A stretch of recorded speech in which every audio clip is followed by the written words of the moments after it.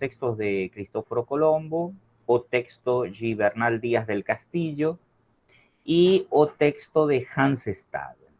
Tá? O primeiro que comentamos em relação com isto era que se tratava de três pontos de vista bem diferentes. Ou seja, embora os três escritos pertencem a esa, por decir así, a ese impulso da escrita europeia por atrapar o conhecer o pensar inicialmente esse vínculo com a alteridade, com os outros. Os três textos, que são de diferentes épocas, pressupõem uma posição de poder do enunciador, de quem está escrevendo o texto, muito diferente. No caso de Colombo, bom, nós temos um texto no qual Colombo se depara com os indígenas do que seria o Caribe, culturas muito simples, frugais, seminômadas, e se defronta com eles de uma posição de, claramente de poder, né? De um poder, se vocês quiserem, tecnológico, militar e também de conhecimento dos fenômenos naturais, que colocan Colombo en una posición como de superioridad por cima destes outros que ele halla na região do Caribe, hallando que estava chegando no que seria o limite da Ásia, né? Japão, China, Oceania, ele não sabia que estava chegando num continente novo. Porém, a posição de superioridade de Colombo é evidente em todos os textos de Colombo. Ele observa e, incluso na carta, vende, por dizer assim, ou promove perante os reis da Espanha esta primeira visão da alteridade, que depois vai ser retomada por Las Casas e outros cronistas, dos índios como naturais, como homens naturais, exentos de maldade, algo assim como habitantes de um paraíso inocente, cuyo potencial estava precisamente nesse primitivismo, se vocês quiserem, que podia ser cristianizado. Essa é a visão de Colombo. A visão de Bernal Díaz já é uma visão muito mais complexa. Na medida em que Bernal Díaz, como tinha comentado, era um dos soldados, dos soldados espanhóis, às ordens de Hernán Cortés, e isto acontece quase 20 anos depois das primeiras viagens de Colombo, e trata-se de um soldado que, portanto, desembarca no que hoje seria a península de Yucatán e empreende, junto com Cortés e seus companheiros, o que vai ser uma das maiores conquistas da Espanha do século XVI, que é a conquista da cidade de México, Tenochtitlan, capital do Império Azteca, da região de Mesoamérica. Seria o que hoje é o México. Ou seja, já está em um âmbito continental e, embora seja um olhar claramente europeu, é um olhar europeu também admirativo perante o que é a civilização azteca. Na medida em que trata-se agora já não de essas culturas nômadas ou seminômadas do Caribe, com as quais tinha se defrontado Colombo, mas uma cultura organizada como um Estado com um poder imperial e militar muito importante, por sobre todas as outras cidades, de tlaxcaltecas y de mayas y de otras etnias y civilizaciones que estaban en Mesoamérica. Y por tanto trátase de una conquista por sobre un imperio, un reino, si ustedes quisieran, comparável a qualquer dos reinos da Europa. E, nesse sentido, Bernal Díaz, a diferença de Colombo, observa seus inimigos com admiração e também com uma certa astúcia, pensando em como aproveitar esse conhecimento para obter essa conquista. Claramente, Bernal Díaz também tem uma posição de superioridade perante os outros, tem uma posição de superioridade perante a alteridade, também dada, neste caso, pela ideia de que o cristianismo é a religião verdadeira e então estão, por dizer assim, incentivados pela ideia de que essa fé vai servir para a conquista. Y también de una situación de poder real, porque de facto o Hernán Cortés y sus compañeros, como Bernal Díaz, conquistan o imperio azteca. Ya o texto de Hans Staden es un texto que desde ese punto de vista se coloca en un polo opuesto. Porque Hans Staden, como decíamos, era un soldado alemán a órdenes de España que acaba ficando sozinho, prisioneiro, dos índios tamoios que se encontram no litoral do Brasil. E, portanto, embora seja um olhar também europeu da alteridade, e nesse sentido não se diferenciaria muito do olhar quanto a conhecimento, fé e observação dos outros de Colombo, está claramente em uma situação de inferioridade, na qual não estiveram nunca nem Colombo nem Bernal Díaz, que é a situação de estar sob o controle dos seus captores, que são os índios, e ele permanentemente tenta conhecer melhor os tamoios para, de alguma forma, evitar o que mais teme, que é ser comido, ou seja, que os tamoios exerçam nele o ritual da antropofagia, com o qual devoravam seus inimigos. Hans Staden finalmente liberado e então escreve estas crônicas da sua viagem pelo litoral do Brasil, ou seja, que quando escreve já está, por dizer assim, em segurança na Europa, porém tem um olhar muito perceptivo da alteridade na medida em que sua posição é uma posição desvantajosa, né? Uma posição de falta de poder perante os outros. Estas são coisas assim como muito evidentes, assim num primeiro olhar desses três textos, pensando em como funciona a alteridade nesses três textos. Ora,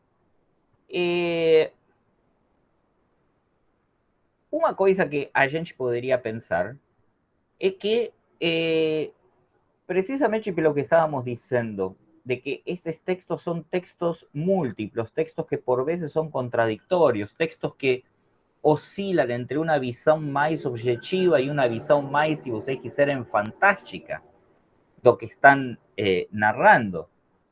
Estos textos presupõem figuras enunciadoras o enunciadores múltiplos también, caracterizados por como é seu vínculo com os outros.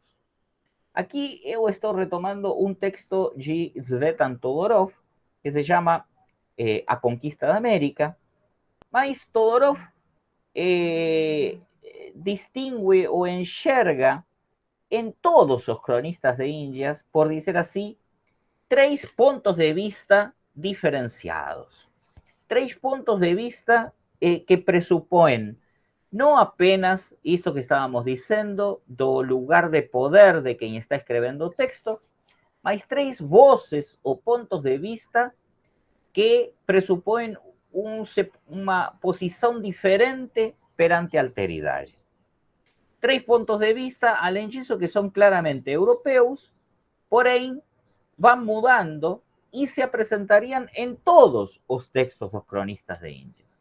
Ou seja, em maior ou menor medida, para Todorov, esses três pontos de vista independem de quem está escrevendo o texto.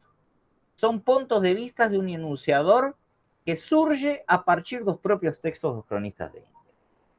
O primeiro ponto é o ponto de vista que ele chama do descobridor. Ou seja, claramente é um ponto de vista, o do descobridor, que se apoia sobretudo nos textos de Colombo. Em que sentido? Bom, no sentido de que o próprio Colombo está descobrindo um território novo, com esse assombro inicial, e então o que enxerga Todorov é que o ponto de vista do descobridor não se concentra, por dizer assim, no conhecimento ou na observação da alteridade em quanto aos outros homens, en cuanto a vosotros pessoas, en cuanto a vosotros culturas. O descubridor está sobre todo fascinado con o que nós llamaríamos de paisagem. Ou seja, por dizer assim, o lugar no qual o descubridor coloca sua atenção e desenvolve suas estratégias de escrita é o que nós chamaríamos hoje de geografia física, ou seja, todo o que corresponde a aspecto da paisagem, dos lugares, das plantas, nada do que nós chamaríamos hoje antropológico ou de uma geografia cultural ou humana. Por isso é que quando nós lemos o texto de Colombo, observamos un poco una certa superficialidade na forma que ele tem de entender esses outros com os quais se depara. ¿Sí?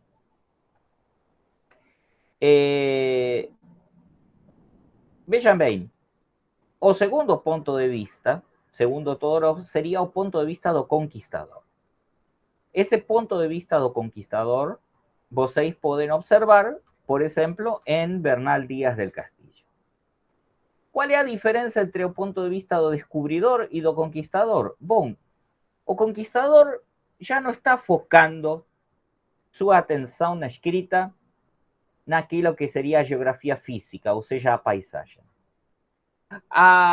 O olhar do conquistador se concentra nas formas de organização política, social e econômica dos outros.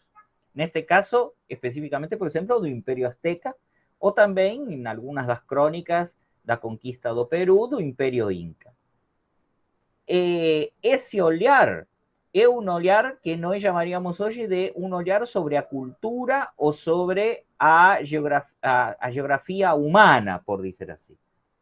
Porém, é um olhar que está pensado em termos de conhecer um inimigo. Ou seja, está baseado na ideia de que conhecer o outro pressupõe uma vantagem na hora de conquistar o outro ou de dominar o outro. Por isso é que, neste caso, nós observamos que as descrições de Bernal Díaz que mais nos interessam, por exemplo, nos textos que eu passei para vocês, são as descrições do mercado, da praça do mercado, a praça central do mercado do Império Azteca, quando eles entram em México, Tenochtitlan. Essa descrição da praça do mercado é uma descrição na qual está, por dizer assim, deixado de lado o aspecto da paisagem. O que está sendo observado no mercado é como funciona a política dentro dessa sociedade, como funciona a economia dentro dessa sociedade. Porque essas são as informações e os conhecimentos que vão servir para os espanhóis poder tomar o poder e conquistar o Império Azteca.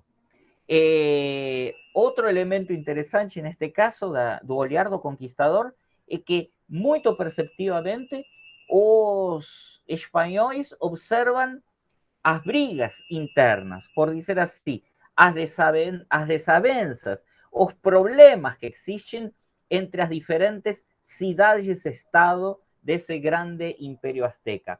Muito especialmente a inimizade feroz entre a cidade de México Tenochtitlan e a cidade de Tlaxcala.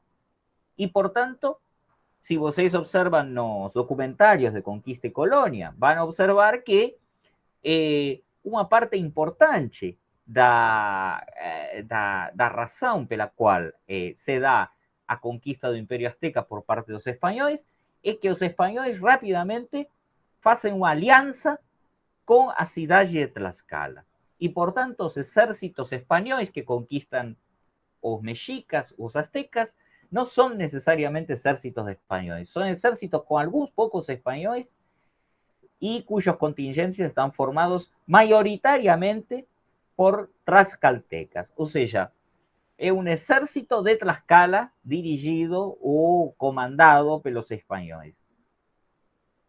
Este é un segundo ponto de vista. Por tanto, nós poderíamos dizer que o que está pensando o ponto de vista do conquistador é en conhecer o outro na medida en que o outro é un inimigo a ser conquistado. Y este conocimiento se exerce fundamentalmente sobre todos os aspectos materiais da vida política, econômica de esse inimigo.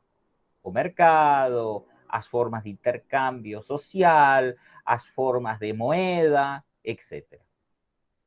Já o terceiro ponto de vista que observa Todorov, poderíamos observar isso, sobretudo, num texto que eu passei, que está em espanhol, que é o texto de Bernardino de Sahagún.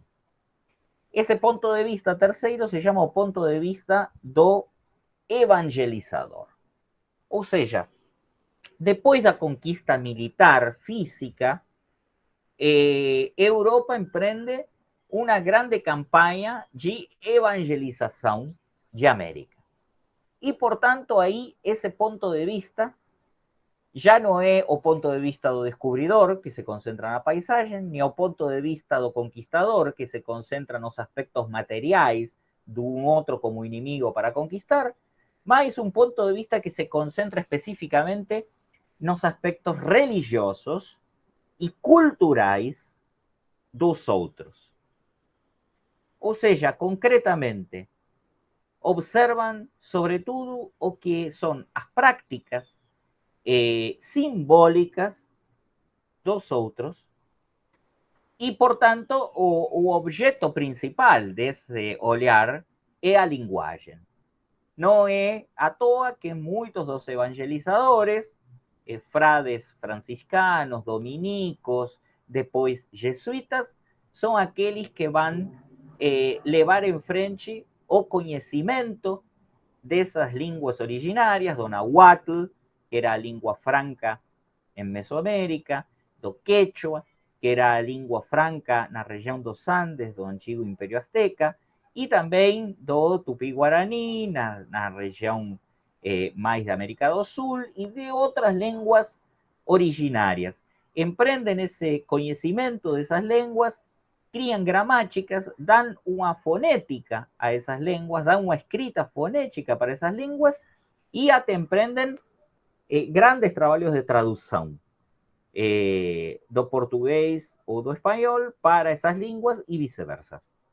Por que as línguas? Bom, porque língua e cultura são duas coisas diferentes, porém que estão intimamente entrelaçadas. De alguma forma, todos os aspectos simbólicos de uma cultura, dentre os quais está a religião, têm um suporte, tem um meio através do qual se vehiculan e se realizam. E esse meio é a língua. Portanto, talvez os evangelizadores são aqueles que se colocam mais, por dizer assim, mais perto da ideia de conhecer o outro. E também da ideia de observar a diferença em relação com os outros e com sua alteridade. Porém, esta observação, esta percepção da alteridade não é necessariamente tolerante. não seria o reconhecimento da diferença para a aceitação dessa diferença. Trata-se do reconhecimento da diferença, da alteridade dos outros, para melhor transformar esses outros em nós. Ou seja, se conhece a língua dos povos originários, se fala a língua dos povos originários, se traduz a língua dos povos originários, se estudam os costumes religiosos e culturais dos povos originários, não para preservá-los, mas para dominarlos a través da evangelização. En otras palabras, para cristianizarlos. Observan esto porque, claro, imaginen que o cristianismo, sendo a religión dos dominadores, rápidamente tenta se impor como religión y grandes contingentes de aztecas, incas y otros indígenas, véndose en la situación de ser dominados pelos españoles, asumen a religión cristã, o cual no significa que na privacidade, no seu íntimo, eles fossem cristãos. Simplesmente é uma forma de adaptação. Quando os evangelizadores observam que muitos se falam de cristãos, mas na verdade continuam com as práticas antigas das suas religiões e seus sistemas simbólicos antigos, entendem, como entendeu Sagún, que deviam conhecer a língua dos outros para descobrir melhor quando eles estavam mentindo. En otras palabras, o ponto de vista do evangelizador, embora seja uma aproximação, um conhecimento simbólico da alteridade, é também um tipo de conquista. Uma conquista diferente do ponto de vista do conquistador. Não é uma conquista material, é uma conquista, se vocês quiserem, espiritual ou simbólica. Os conquistadores conquistan territorios y gobiernos. Os evangelizadores conquistan almas. Este punto de vista también es europeo y se observa sobre todo en Sahagún. ¿Sí? A gente poderia acrescentar um quarto ponto de vista, que seria um ponto de vista mestizo, por dizer assim. Este ponto de vista não é trabalhado por Todorov, porém, por exemplo, eu passei um texto para vocês do Inca Garcilaso, que, como expliquei, é um filho de uma princesa, inca, de um capitão espanhol, que se cria aprendendo sua língua materna, que é o quichua, e também estudando latim e espanhol, e que escreve os comentários reais dos incas, que é um livro que reconstrói todo o funcionamento social, cultural y religioso dos antiguos incas antes de la llegada de los españoles. Este cronista es claramente un cronista mestizo. Se reconoce con una parte de cada uno de los mundos. Una parte del mundo europeo, una parte del mundo, do antiguo mundo prehispánico o precolombiano. ¿Sí? Y por tanto ahí también existe un punto de vista diferente que se acrecenta a aquellos otros de Todorov. Por una parte está un Oliardo descubridor, por una parte un Oliardo conquistador, por otra parte un Oliardo evangelizador y también, por otra parte, un Oliardo valorizador, o sea, aquel que da valor a ese inicio da mestizaje que vai se criar no século XVI. Ora, vejam bem, todos estes pontos de vista, estes 4 pontos de vista que eu dei para vocês, não pertencem a um autor em particular. Até porque, como decíamos, no século XVI, a ideia do autor, como temos hoje, de um autor como uma propriedade intelectual, não existe. O que existe é autoritas. No son puntos de vista que tengan a ver con personas concretas que escribieron, con Colombo, con Bernard Díaz, con Sagún, con Inca Garcilaso. Trátase de voces, o sea, trátase de puntos de vista discursivos. y por tanto, o descubridor, o conquistador, o evangelizador, e nós acrescentaríamos o mestiço, de certa forma, podem ser observados em todos os textos dos cronistas de Índias. Por momentos, quando a gente vai lendo o texto dos cronistas de Índias, nós observamos que o ponto de vista da narrativa se desloca do descubridor ao evangelizador, do evangelizador ao conquistador, etc. Isto é muito evidente nas cartas de Colombo, é muito evidente nas cartas de Bernal Díaz, mas, sobretudo, é muito evidente nesse texto que eu passei para vocês de Hans Staden. Esta, por dizer assim, modificação de pontos de vista. Porque precisamente como Hans Staden está en una posición de inferioridad do punto de vista físico, porque está capturado por los indios tamoyos, alternativamente ele se sorprende con a paisagem e tenta descrever a paisagem. Alternativamente, ele se coloca en una posición de conhecer os detalles da vida física, política dos propios tamoios, para tentar de alguna forma conhecer o inimigo dele, do qual está preso. E também, de alguna forma, de uma forma muito mais leve, se coloca na posição do evangelizador, embora muito menos que outros, na medida em que, como está em inferioridade de condições, não pretende cristianizar os outros. Porém, sí pretende conhecer todo o que seria a língua e as formas simbólicas dos outros para melhor tentar enganar eles e sobreviver. Estes pontos de vista são pontos de vista que não são do autor. Son una característica dos cronistas de Indias en cuanto a textos.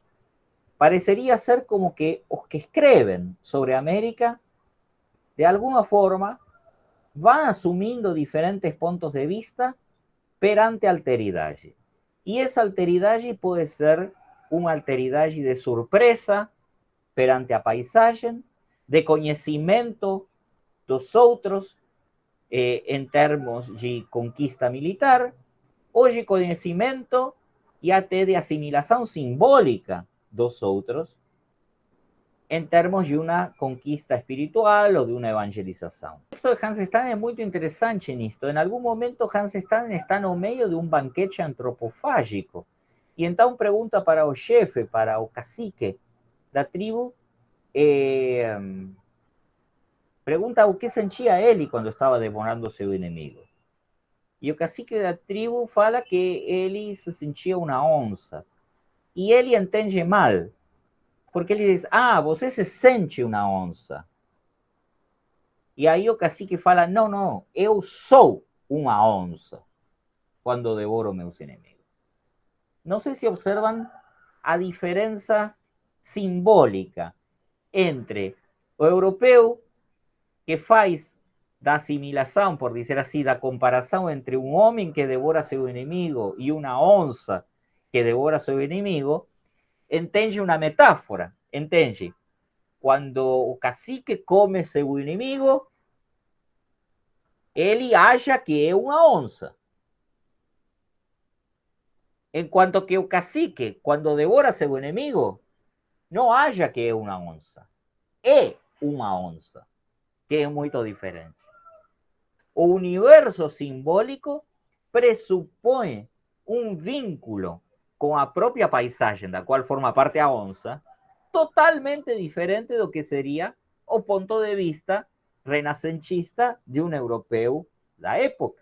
Para o cacique da tribo dos tamoios, que estava devorando seu inimigo nesse ritual antropofágico, ele não era um cacique de uma tribo tamoio, de tamoios. Era uma onça. Ele diz, eu sou uma onça. Enquanto que para Hans Staden, ele acha que é uma onça. Ele pergunta, você é como uma onça quando devora seus inimigos?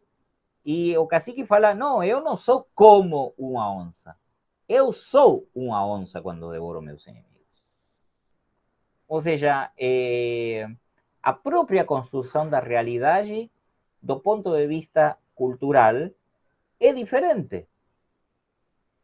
E, portanto, a paisagem é diferente, o que se entende por conhecimento é diferente, etc. Não são poucos os casos nos quais, por dizer assim, Hans Staden, se aproveita de conhecimentos europeus para fazer, entre aspas, magia. Magia que faz uma sugestão ou convence os tamoios de que ele não é português, porque os tamoios devoram portugueses, que são os inimigos, e Hans está em alemão. Em algum momento, até, vejam bem como funciona o tema do contacto cultural, nós até poderíamos dizer que falar em ponto de vista europeu no século XVI é pelo menos problemático. Ao ponto de que, vejam bem que algo que parecería ser tan rejeitado por Occidente como sería a antropofagia, está subordinado a otros intereses. Por ejemplo, en algún momento, estando Hans Staden prisioneiro dos tamoios, e os tamoios estando na dúvida de se ele pode ser antropofagizado ou não, se ele pode ser devorado nesse ritual antropofágico ou não, porque observam nele características estranhas, características que não são parecidas com as dos seus inimigos declarados, que são os portugueses, como por exemplo a cor do cabelo, é ruivo, Hans Staden, é branco demais para ser português, fala uma língua totalmente diferente, porque fala alemão. En algún momento, o Hans Staden, como estaba diciendo, está prisioneiro y aparece un francés comerciante. Porque no sé si vocês saben que entre as próprias tribus do litoral brasileiro, algunas tinham como aliados aos franceses y enemigos aos portugueses, y otras ao contrário. Y alternativamente los europeos calificaban de antropofagia ritual a antropofagia daquelas tribus que eran aliadas de ellos, y de canibalismo, o sea, barbarie, aquellas tribus que eran enemigas. Os tamoios eran aliados de los franceses. En algún momento llega un grupo de franceses para comerciar con ellos, e então Hans Staden, reconhecendo nestes comerciantes que estavam tratando com essas tribos aos franceses, fala para os franceses: por favor, fala que para o cacique que eu não sou português, que eu não sou um inimigo deles, porque eu sou alemão. E para o francês não faz nenhuma diferença que Hans Staden seja alemão ou espanhol. De fato, o francês não intercede, não ajuda a liberação de Hans Staden, porque não quer se enemistar com o cacique dos tamoios. Ao contrário, diz: bom, olha, você está aqui prisioneiro, eu não vou interceder para você ser liberado simplesmente porque é alemão. Algunas cosas vinculadas con Hans Staden están también en los textos de Colombo y en otros textos dos cronistas, las cuales, por ejemplo, ellos se aproveitan de algunos conocimientos prácticos vinculados, por ejemplo, a medicina, como en el caso de Hans Staden, o astronomía. Y entonces, por ejemplo, Colombo, una de las formas que tiene de criar magia o de, por dizer assim, ter uma dominação simbólica sobre os índios que encontra em Centroamérica, é a predição de um eclipse. Predição que ele podia fazer precisamente pelo conhecimento astronômico que já tinha utilizado para navegar. Hans Staden faz uma coisa parecida com seu conhecimento médico. Em algum momento decide ajudar na cura de um dos tamoios que tinha sido ferido. E ele mesmo tenta uma cura que, felizmente para ele, dá resultado, e isso faz ele ganhar pontos favoráveis, por dizer assim, perante os tamoios para não ser devorado, né? Então, de alguma forma, esse conhecimento, se você quiser, epistêmico do começo da ciência do século XVI, é uma visão de mundo que é completamente alheia para as culturas precolombianas. Y por tanto es rápidamente asociado a idea de magia. Como vocês saben, cualquier magia presupone un intercambio simbólico. Y além disso, a própria categoria de magia é uma categoria que presupõe a ciência, tá? A ciência no sentido ocidental. Então, o que está em jogo é, como estávamos dizendo, a través da escrita, uma confrontação cultural que é também uma confrontação de mundos. Ou seja, são mundos diferentes com todo o que implica a palavra mundo. Ou seja, a ideia do que é real ou não, do que é realidade, é completamente, tá? Ou seja, uma alteridade. A partir do próximo encontro, ir passando para a ideia de mestiçagem, que surgiu um pouquinho agora, com esta questão da visão do mestiço, mas que vai se consolidar a ideia de mestiçagem, sobretudo a partir do século XVIII e do século XIX, tá?